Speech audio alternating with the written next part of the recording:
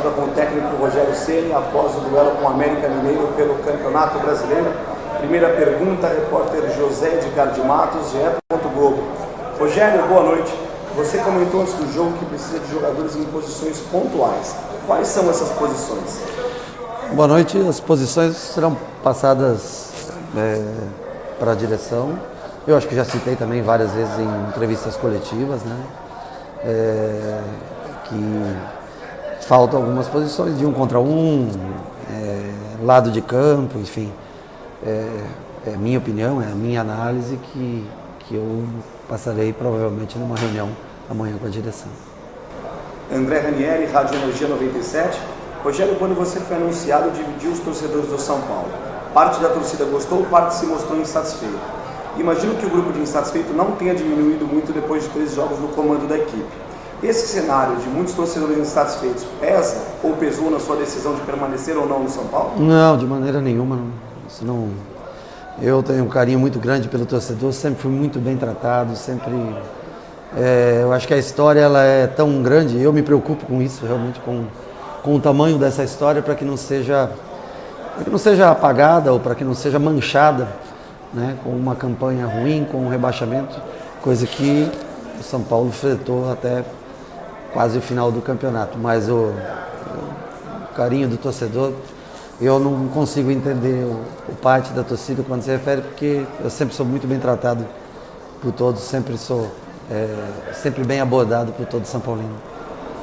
Márcio Torvano, Rádio 105 FM. Rogério, você já explicou os motivos que o fez assumir o São Paulo nesta reta final. Teria sido melhor ter iniciado o seu trabalho somente em 2022? Sem dúvida, sem dúvida.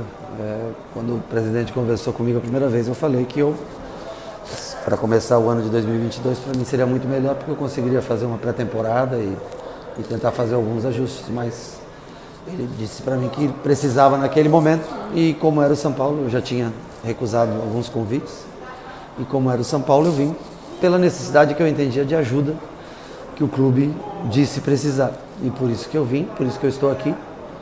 Coloca-se em risco uma carreira toda de atleta relativamente vitoriosa, eu acho, com o clube, mas era o que precisava ser feito no momento no dia que eu fui convidado para ir ao Morumbi.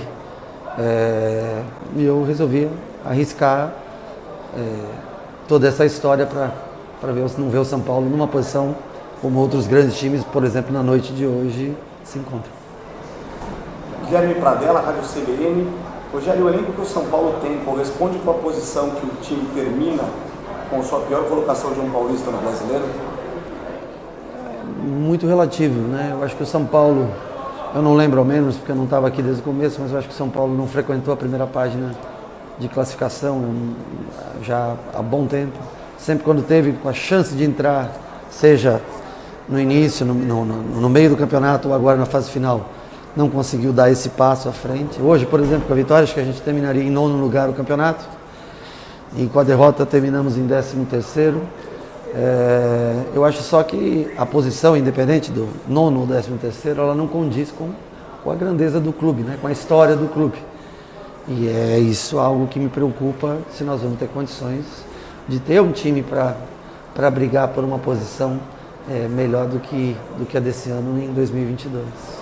Marcelo Bacejo, Gazeta Esportiva. Rogério, você teme se queimar como treinador do São Paulo a partir do momento em que não tem um material humano ideal que garanta a você condições de fazer um bom trabalho, passando a ser usado como uma espécie de escudo pela diretoria? Não, isso não tem escudo, não existe. Eu vou para o meu 5º ano como treinador, com conquistas pelo Fortaleza, com conquistas pelo Flamengo. Eu acho que a história, logicamente, como atleta, ela nunca vai se apagar, por isso vai ter sempre essa proximidade.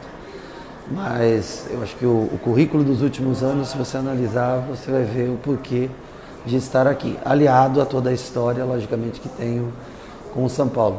Agora, sobre material humano, nós temos bons jogadores em determinadas posições, o que falta são outros jogadores para complementar o tipo de elenco que a gente tem, na minha modesta opinião.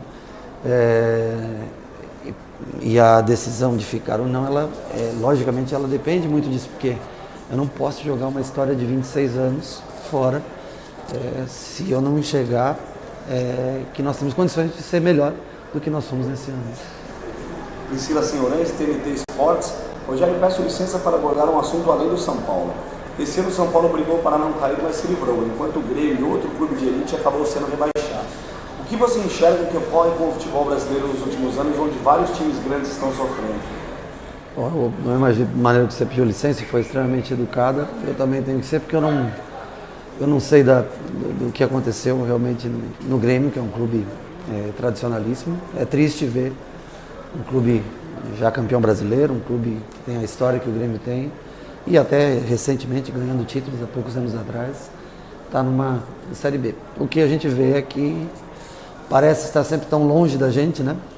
Mas acontece. E eu não tenho conhecimento suficiente para falar internamente, né, sobre o Grêmio. Não posso me aprofundar nesse assunto. Felipe Ruiz, TV Globo. Rogério, você disse na última coletiva que não conseguia explicar o porquê de algumas atuações apáticas do time. Hoje, qual é a sua visão do que aconteceu na Independência?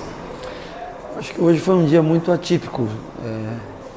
Nós perdemos 4 jogadores durante a semana em São Paulo, e hoje de manhã nós perdemos mais 3 jogadores no hotel, que não tinham condições, não reuniam condições de jogo. Eu acho que o time teve ainda, acho que o América foi superior ao São Paulo, mas no contexto geral nós tivemos a oportunidade de sair ganhando algumas vezes durante o jogo. Agora, as opções que restaram eram poucas, né? O que nós tínhamos, nós tentamos colocar em campo. No banco ficaram 2 goleiros, o Luan, que não teria condições de jogar mais do que 10 a 15 minutos, porque muito recente a lesão que ele teve. Lateral por lateral, que seria o Orejuela por Igor Vinícius. E mais o Rafael, que é um garoto da base. Então, assim, ofensivamente não havia muito mais o que fazer no dia de hoje. Eu acho que os desfalques, eles também influenciaram nesse resultado final. Mas o time, mais uma vez, não conseguiu, né, manter um nível de jogo como foi na segunda contra o Juventude. Última pergunta da coletiva, repórter Giovanni Chacon, Rádio Jovem Pan. Rogério, boa noite. Terminada a temporada 2021, agora sim você pensa no 2022 do São Paulo e fica na equipe para a próxima temporada? Esse é o momento da gente conversar, e nós vamos fazer isso, logicamente, para ver o que é possível a gente mudar, para ver quais são, né, o que o clube tem como meta para 2022. Repito, para mim é um prazer, eu gosto, eu sinto prazer em estar no São Paulo. Mas eu tenho uma história aqui dentro, e qualquer coisa de ruim que aconteça em 2022, ela tem um peso muito grande para mim. Esse é o único problema que existe. Não é falta de vontade, de querer trabalhar. Eu gosto, eu me importo com o clube. Talvez até por me importar tanto, que eu tenho aqui, realmente, a gente acaba sempre refletindo mais que uma vez para ver qual é a real possibilidade do clube no ano de 2022. Encerramos então a entrevista com o técnico Rogério Ceni. Obrigado a todos, uma boa noite.